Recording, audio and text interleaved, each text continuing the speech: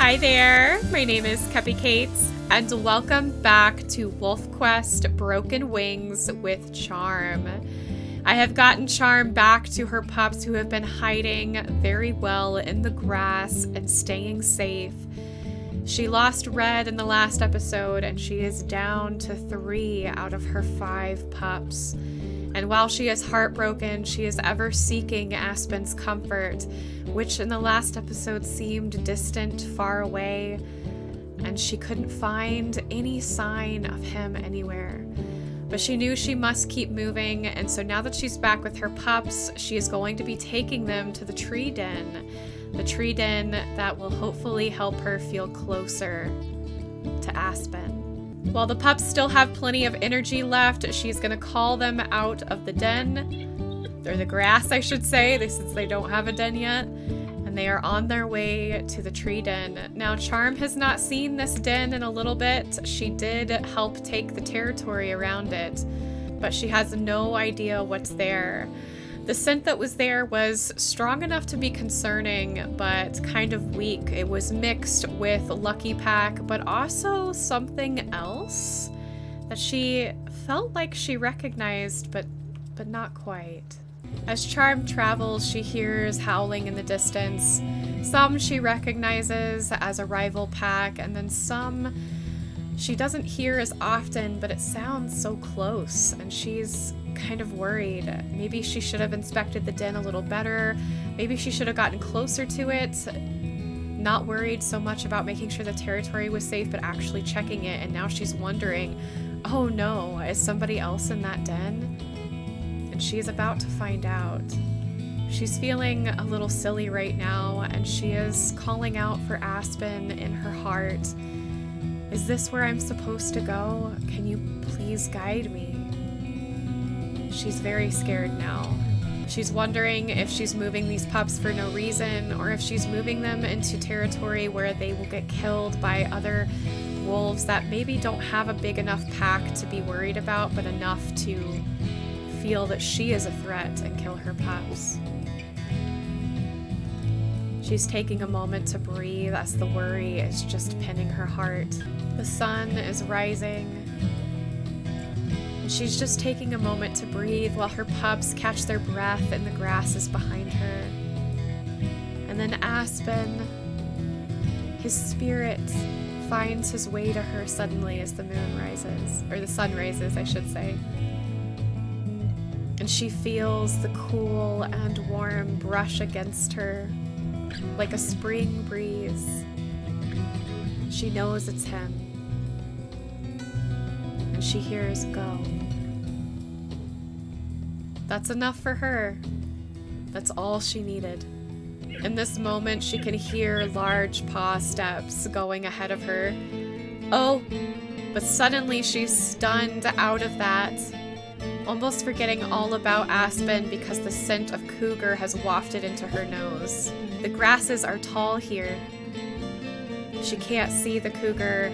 She's just trying to keep her pups in the grass. There it is. Ooh, it was really low. She could not see it crouched. Oh no, it's gonna fight her. I didn't know that cougars would do that. Wow. It doesn't matter though. The cougar was shaken, but now Charm is left disappointed. Earthly distractions taking her away from her love.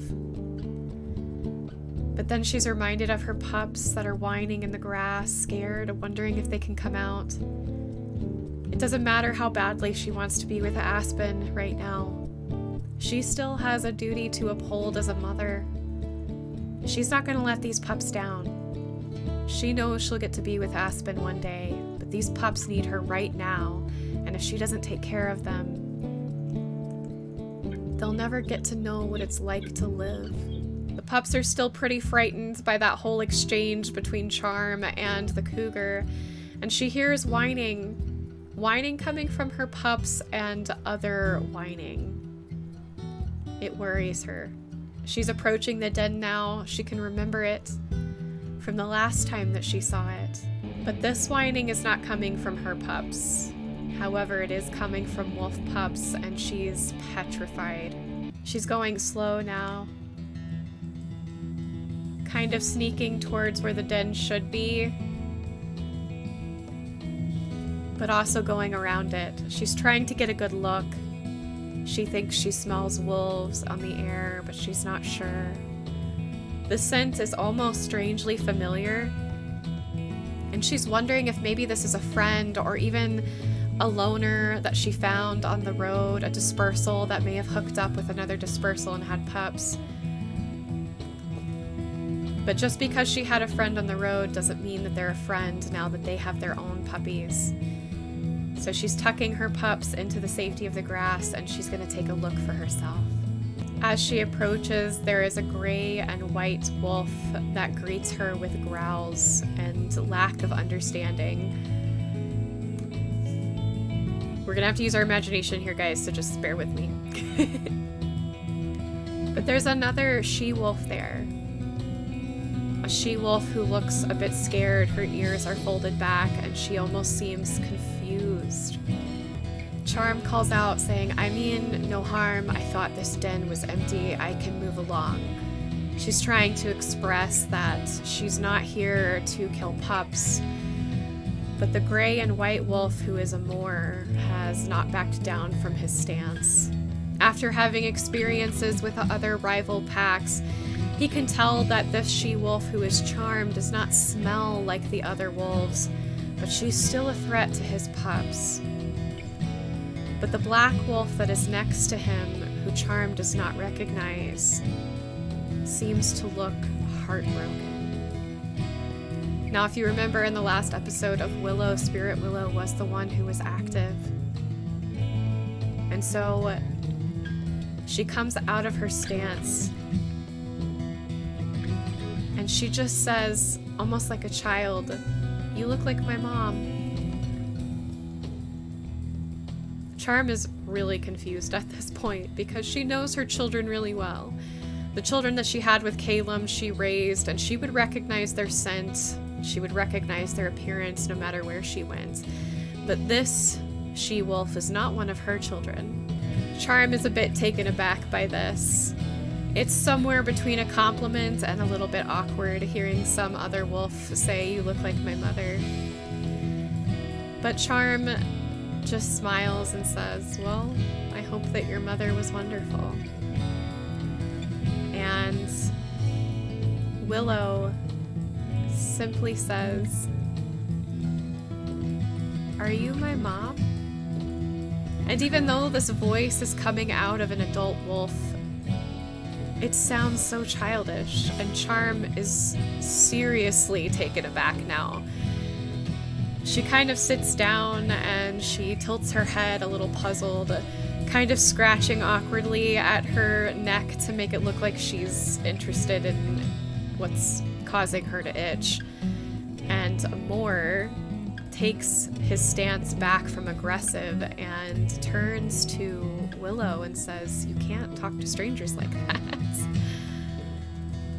But then it hits him all at once. After he says that, a stranger, wait.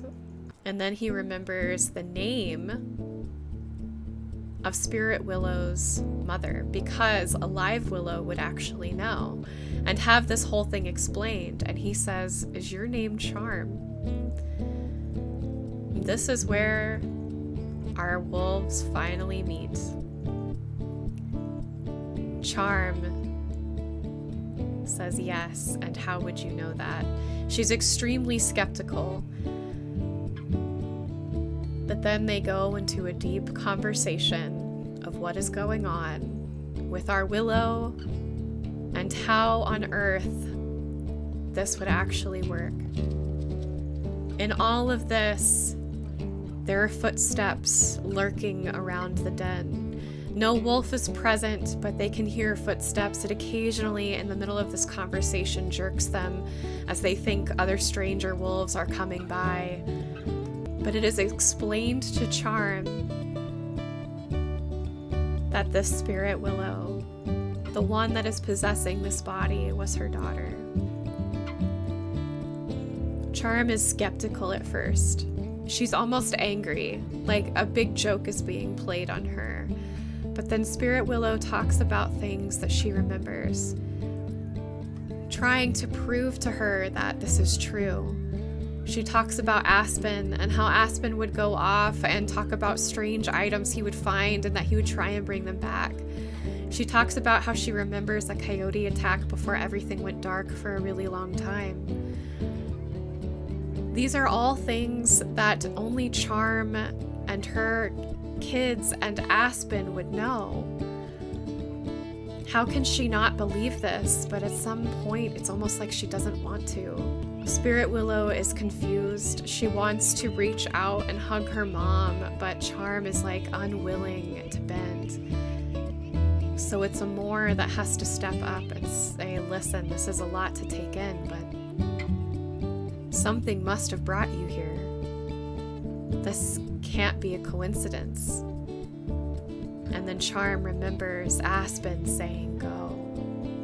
Why would Aspen tell her to go to a den that was taken by other wolves if it wasn't for something important? And so she knows that it's true. This Willow that is stuck inside another wolf's body, who is apparently the daughter of Aspen's long-lost brother, so much for Charm to take in, and her head is spinning, whirling. Her heart is pounding. She feels cemented to the ground, like she's stuck in mud after a long, wet season. It has to be true, or she's crazy, or dead. But she's kind of rendered speechless. Her expression falls and tears form in her eyes. There are pups all around here. Pups that are excited to see another wolf. They're not even afraid of her. But she can't speak. After a while, Amor says, don't you have pups somewhere? And she's kind of shocked out of it. And she says, yes, I do. I need to get back to them. I need to find a place for them to be. Willow says, please don't go. I want you to stay. Amor is the one that says, bring your pups here. I think you're meant to be here. It's a long conversation, so long that Charm's pups are getting a little antsy and wanting to leave their little grass patch. Charm can hear their whining. She's excited, she's terrified, she isn't sure how to take this whole situation. She was gone for so long that a bison herd had come nearby, and she's grateful that she snapped out of it when she did, that the bison didn't discover her pups. She feels almost as if she's on autopilot. She's floating. She can't tell if it's good or bad. None of this is making sense. She's wondering at any point, is she going to wake up? What did she walk into? What did Aspen lead her to? She's happy. Should she be happy? Should she be terrified? Are these wolves messing with her? But she says, no, this has to be her daughter. In the end, Charm brings her pups. She hasn't said much since she had left to go get them. But she says, thank you, I'll stay. The pups are hungry, she's hungry, but she is also so tired. She barely has enough energy in her to lay down, but she howls. She howls out to Aspen for one more message. Just something, anything, to let her know that this isn't some cruel joke. She hears Amor whispering to Willow, give her space. Willow is chomping at the bit to go and snuggle up to her mom. But in some way, she understands deep down that this is a lot to take in. After all, Amor having to learn to be not only a mate to the living Willow, but also an mentor to the dead Willow. She gets why this would be strange. And so she lets Charm sleep. Now we will go back to just Charm's point of view, and we can go along with Willow's point of view when we actually have Willow's episode.